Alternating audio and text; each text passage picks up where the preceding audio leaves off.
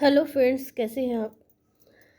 Friends, आज से हम टू प्लानिटरी कॉम्बिनेशंस स्टार्ट करने जा रहे हैं। दो ग्रहों की युति का फल। आज हम ले गए हैं चंद्र राहु की युति का फल। इस युति को चंद्र ग्रहण, शक्ति योग, भूत प्रेत बाधा योग भी कहते हैं। सबसे पहले हम देखते हैं कि चंद्र क्या है, चंद्र के कारकत्व क्या है एज पर एस्ट्रोलॉजी। चंद्र क्या है? चंद्र क्या है? हमारी माता है। चंद्र हमारी माता का सुख है। चंद्र क्या है? हमारा घर है, हमारे घर की सुख शांति है। चंद्र क्या है? दूध है। चंद्र क्या है? कोई भी लिक्विड। चंद्र वाटर है, पानी है। चंद्र आपके मन की शांति है। चंद्र आपकी नींद है। चंद्र आपका मन है, आपके इंटरेस्ट है। चंद्र आपके इमोशंस हैं, आपके जो मन में चलने वाला विचार है, थॉट प्रोसेस। चंद्र आपका धन भी है, क्योंकि चंद्र जो है सेकंड हाउस में उच्च का होता है, इसलिए वो आपका धन भी है। चंद्र आपकी एजुकेशन भी है, जो प्राइमरी एजुकेशन है वो भी सेकंड हाउस से देखी जाती है। चंद्र आपका खाना है, सेकंड हाउस जो होता है आपका माउथ को शो करता है। तो जहाँ पे कि चंद्र उच्च का होता है तो चंद्र आपका खाना भी है। चंद्र जो है आपका upper part of your heart है, हार्ट भी है। चंद्र जो है फोर्थ हाउस का लॉर्ड होता है, सेकंड हाउस में उच्च का होता है, और एट्थ हाउस में यानी कि वृश्चिक राशि में नीच का होता है। चंद्र जो है सेकंड हाउस जो है मंदिर का स्थान भी होता है, मंदिर कहा जाता है। तो जो चंद्र है वो आपका मंदिर है, चंद्र जो है देवी है।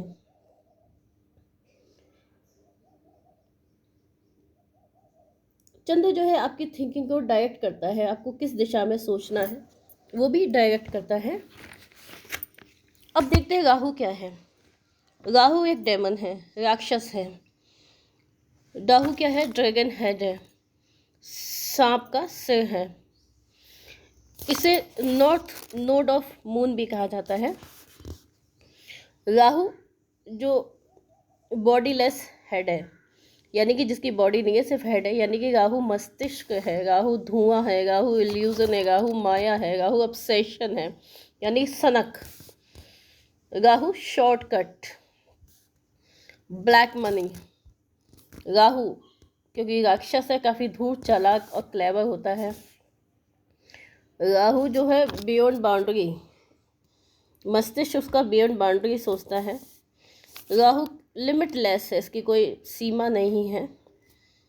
राहु आपका आपको नो सेटिस्फैक्शन है, मतलब आप कभी सेटिस्फैक्शन नहीं होंगे, ये दिल मांगे more and more and more.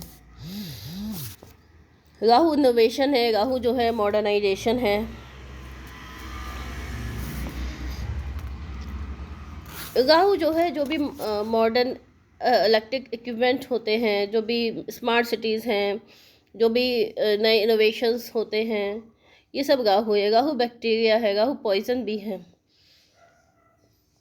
Rahu क्या है? धोखा है, छलावा है, माया है। राहु फॉरेन की जो चीज़ें होती हैं उससे कनेक्ट होता है, फॉरेन ट्रैवल से भी कनेक्ट होता है। ये टैबू ब्रेकिंग होता है, यानी कि ट्रेडिशनल जो रूल्स होते हैं, रेगुलेशंस होते हैं, उनको तोड़ने में इसको बड़ा मज़ा आता है। राहु जो है डिज़ायर है, कभी ना ख़त्म होने वाली डिज़ायर है। Name, fame, power, position, status सब कुछ चाहिए, शॉर्टकट में चाहिए, लेकिन लीगल और इलीगल, यू डोंट केयर।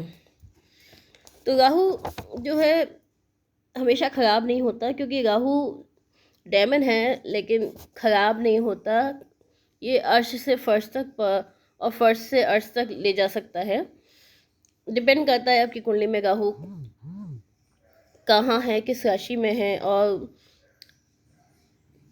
कौन से प्लैनेट से कनेक्ट है। ये रातों रात आपको सुपरस्टार बना सकता है, रातों रात आपको राष्ट्रपति बना सकता है यूक्रेन का। रातों रात आपको दिल्ली का मुख्यमंत्री बना सकता है। तो जब ये दोनों चंद्र और राहु एक दूसरे से कनेक्ट हो जाते हैं, एक दूसरे के साथ आ जाते हैं आपकी कुंडली में, तो क्या होता है? तो ये जो कॉम्बिनेशन है वो नेगेटिव और पॉजिटिव दोनों ही रिजल्ट देता है। डिपेंड करता है कि आप उसे किस तरह से लेते हैं, यानी कि आपकी कुंडली में और जो प्लैनेट्स हैं वो किस पोजीशन में हैं। अगर वो स्ट्रॉन्ग हैं तो ये जो योग है आपको पॉजिटिव वे में भी ले जा सकता है, और अगर इस पे मालफिक इन्फ्लुएंस होता है तो ये नेगेटिव वे में भी ले जा सकता है। डिपेंड करता है किस राशि में, किस भाव में ये योग बन रहा है। यहाँ पे एक जनरल हम इसकी युक्ति का फल बताएंगे, जनरल जो यूजली देखने को मिल जाता है। तो जब आपकी कुंडली में चंद्र और राहु का कॉम्बिनेशन होता है, उसकी युति होती है, तो ऐसे व्यक्ति जो होते हैं डे ड्रीमर होते हैं, मुंगेरी लाल के हसीन सपने। इनकी एक अपनी दुनिया होती है और जिसमें ये एक्टिव रहते हैं। ये जो है डिप्रेशन में जल्दी चले जाते हैं, मतलब इमोशनल जो इनके जो इमोशनल जो फीलिंग्स हैं वो बहुत जल्दी देखने में आती हैं। जैसे बहुत जल्दी ये खुश हो जाते हैं, बहुत जल्दी निराश हो जाते हैं, और यूजली कभी इस चीज़ के लिए कभी उस चीज़ के लिए, बचपन में जब होते हैं कभी इस चीज़ के लिए उस चीज़ के लिए रोते रहते हैं। जब चंद्रमा पे राहु का प्रभाव आता है, चंद्रमा क्या है, एक मैंने बताया कि ये देवी भी है, एक मन है आपका, इमोशंस हैं। और जब क्योंकि चंद्रमा बहुत ही चंचल होता है, बहुत कोमल है, तो जब इतने कोमल चंचल ग्रह पे इतने बड़े राक्षस का प्रभाव आता है तो क्या होता है, इस तरह के व्यक्ति जो है में नेगेटिविटी आ जाती है एक तरह से, और ये अपनी कल्पना की दुनिया में खोए रहते हैं। इनका मन क्या है, दूषित हो जाता है, तो ये किसी प्रकार के सुख को अच्छी तरह से एंजॉय नहीं कर पाते हैं, अपनी लाइफ को एंजॉय नहीं कर पाते हैं। और क्योंकि कहते हैं मन के हारे हारे, मन के जीते जीत, और जब आपका मन पीड़ित हो जाता है तो आप अच्छे से परफॉर्म नहीं कर पाते लाइफ में। ऐसा नहीं है ऐसे व्यक्तियों को हमेशा कष्ट ही रहते हैं, कष्ट नहीं होते, बस उनको जो देखने का नज़रिया होता है वो हर चीज़ में नेगेटिविटी आ जाती है। जैसे होता है ना, जल बिच मीन प्यासी, तो मतलब सुख का अथाह सागर होता है लेकिन ये उसमें डुबकी नहीं लगा पाते, क्योंकि इनका मन पीड़ित हो जाता है।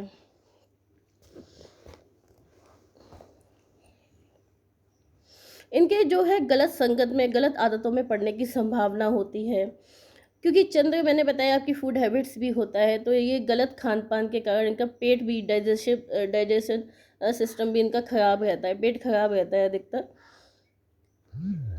ये राहु जो है मून के ऊपर जो अपना असर डालता है, तो एक तरह का फियर, एक तरह का डर इनके मन में हो जाता है, जिससे इनकी नींद भी डिस्टर्ब होती है। नींद में सपनों में सांप वगैरह दिखाई देते हैं, गलत विचार मन में आते हैं। मदर के साथ जो इनके संबंध है वो भी अच्छे नहीं रह पाते। ऐसा नहीं है दोनों में बॉन्डिंग नहीं होती, बॉन्डिंग होती है, लेकिन जो थिंकिंग होती है वो नेगेटिव हो जाती है। उनको ऐसा लगता है कि मदर ने मुझे अच्छे से पाला पोसा नहीं, मदर मुझे कम प्यार करती है, अच्छे से प्यार नहीं करती है, मुझे टाइम नहीं देती है। उसके रीज़न हो सकते हैं, मदर की हेल्थ ठीक ना हो, मदर कहीं जॉब करती हो, ऐसा नहीं है कि वो नहीं करती होंगी, सब तरह से करती होंगी, लेकिन एक नेगेटिविटी आ जाती है। या ऐसा भी हो सकता है मदर इनके जन्म के टाइम में प्रेजेंट ही ना हो, क्योंकि राहु जब चंद्र के साथ होता है, चंद्र बहुत ज़्यादा पीड़ित हो जाता है, यहाँ पे मदर से अलग होने की भी संभावना बन जाती है, या मदर की डेथ तक हो जाती है जन्म के टाइम पे। डिपेंड करता है और प्लानिटरी पोजीशन, खाली राहु चंद्र का जो कॉम्बिनेशन है वो मदर की डेथ नहीं देता है।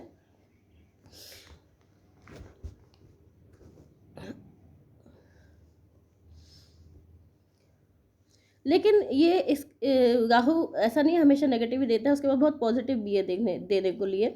वो आपको बहुत चालाक बनाता है, बहुत इंटेलिजेंट बनाता है, बहुत करेजियस बनाता है। ये आपको इमेजिनेशन पावर देता है, मीन्स आप you can imagine beyond this world.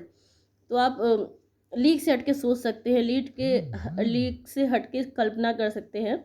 तो इस तरह के जो लोग होते हैं बहुत अच्छे फिक्शन राइटर हो सकते हैं, नॉवलिस्ट हो सकते हैं, और जो एनिमेशन के क्षेत्र में काम कर सकते हैं। इनके अंदर साइकिक एबिलिटी होती है, they can see beyond this world. तो ये आत्माएं, प्रेतात्मा, इनको देख सकते हैं, इनसे बातें कर सकते हैं। तो they can be a good psychologist also. ये साइकिक एबिलिटी होती हैं, लोग इनको पागलपन भी कहते हैं कि साइकिक है, पागल है, आत्माओं का असर है। लेकिन अगर हम इसको पॉजिटिव वे में अगर लें तो हम उसका फ़ायदा भी उठा सकते हैं, अपने प्रोफेशन में उनका यूज़ भी कर सकते हैं। डिपेंड करता है और प्लानेटरी पोजीशन आपकी कुंडली में कैसी है। मंगल जो चंद्र राहु का योग होता है वो व्यक्ति को धन तो काफ़ी प्राप्त करवाता है, लेकिन बचता कुछ नहीं है। सेविंग्स नहीं हो पाती, खर्चे इतने ज़्यादा होते हैं, या समझ लिए कैसे भी जो है धन बच नहीं पाता है। ड्रीम ही होते हैं। इस तरह के जो लोग होते हैं घोस्ट राइटर बन सकते हैं। राइटिंग स्किल्स इन लोगों में अधिकतर देखी जाती है। इनकी राइटिंग स्किल्स जो होती है वो थोड़ी डिफरेंट होती हैं, और ये राइटिंग में इंजॉय भी करते हैं। ये अपनी लाइफ को पूरी तरह से इंजॉय नहीं कर पाते, क्योंकि इनके पास कुछ ऐसी एबिलिटी होती है जो कि नॉर्मल नहीं मानी जाती हैं, और अगर ये दूसरे के साथ शेयर करते हैं तो लोग इन्हें पागल या कुछ साइकिक बोल देते हैं। इस तरह के जो लोग होते हैं थोड़े सस्पिशियस टाइप भी होते हैं, मिस्टीरियस होते हैं। मैंने बताया ना, इनके पास जो एबिलिटी होती है वो थोड़ी डिफरेंट होती है। बियॉन्ड दिस वर्ल्ड देखना, इमेजिनेशन जो पावर होती है वो काफ़ी हाई होती है। तो इसलिए ये नॉर्मली समाज में रिएक्ट नहीं कर पाते हैं। ये जो चंद्र राहु का कॉम्बो है, ये मटेरियलिस्टिक जो हैप्पीनेस है उसको डिनाई नहीं करता है, लेकिन चंद्र पीड़ित हो जाने के कारण व्यक्ति पूरी तरह से एंजॉय नहीं कर पाता है, मेंटली डिस्टर्ब रहता है। जिन बच्चों की कुंडली में ये योग होता है वो बच्चे बचपन में काफ़ी जिद्दी और किसी की सुनते नहीं हैं, और बहुत जल्दी गुस्सा भी आ जाता है, और मारपीट तोड़फोड़ करने लगते हैं, आपने देखा होगा। अब मुझे बताइएगा जिनकी कुंडली में योग है, क्या इस तरह के एक्सपीरियंसेस उनके साथ हुए हैं। ये धीरे धीरे इसका असर कम होता जाता है, क्योंकि ग्रहण जो होता है वो परमानेंट नहीं होता, वो थोड़े समय के लिए होता है और फिर हट जाता है। इसी तरह से ये भी हमारी ज़िंदगी में 35-36 के बाद ये इसका असर धीरे धीरे कम होने लगता है, और अधिकतर 40-45 तक ये पूरी तरह से ख़त्म हो जाता है। चंद्र, जैसा कि मैंने बताया कि आपके एजुकेशन का भी कारक है, और डिपेंड करता है आपके किस हाउस में ये योग बनना है। ये आपके प्राइमरी एजुकेशन में प्रॉब्लम क्रिएट कर सकता है, ब्रेक कर सकता है, हायर एजुकेशन में प्रॉब्लम क्रिएट कर सकता है, डिपेंड करता है। लेकिन ये प्रॉब्लम क्रिएट करता है क्योंकि इसमें माइंड डिस्टर्ब हो जाता है, इस कारण व्यक्ति एजुकेशन में ठीक से परफॉर्म नहीं कर पाता है, कहीं ना कहीं ब्रेक जरूर आता है। मैंने बताया कि चंद्र जो है आपका खाना भी है, सेकंड हाउस माउथ का होता है, आपके मुंह का होता है, और खाने का भी है। तो यहाँ पे जो है व्यक्ति को गलत आदतें खान पीन की लग जाती हैं, जिसके कारण उसका डाइजेस्टिव सिस्टम भी गड़बड़ हो जाता है, और ये खान पान की आदतों के कारण ही जो गुस्सा वगैरह है उसकी भी प्रॉब्लम ज़्यादा बढ़ जाती है, अगर खान पान पे सही से ध्यान ना दिया जाए तो। ये कैंसर जैसी बीमारी भी दे सकता है, अगर और प्लानेटरी पोजीशन भी जो है एक दो और भी योग जो होते हैं अगर वो भी हैं तो, साथ ही हार्ट, जैसे कि मैंने बताया ये अपर पोर्शन ऑफ हार्ट को रिप्रेजेंट करता है, तो ये हार्ट इश्यूज भी दे सकता है, बीपी प्रॉब्लम। इस तरह के मैंने बताया कि जो चंद्र राहु का योग होता है वो पॉजिटिव भी होता है, नेगेटिव भी होता है, क्योंकि मैंने यह योग एक सर्जन की कुंडली में भी देखा है, और एक मर्डर की कुंडली, किलर की कुंडली में भी देखा है, जो कि 14 मर्डर कर चुका था, उसकी कुंडली में भी ये योग था। और जो है सर्जन की कुंडली में भी था। तो यानी कि ये एक इतना गुस्सा इनका ज़्यादा भर जाता है कि ये किलिंग तक कर सकते हैं, अगर मंगल सट्टन वगैरह का प्रभाव भी होता है तो यहाँ पे अगर इस योग के ऊपर पॉजिटिव इफेक्ट होता है तो ये इतना ज़्यादा वायलेंट नहीं होता। लेकिन अगर नेगेटिव प्लैनेट्स का इफेक्ट और ज़्यादा आ जाता है तो ये काफ़ी नेगेटिव इफेक्ट भी दे सकता है।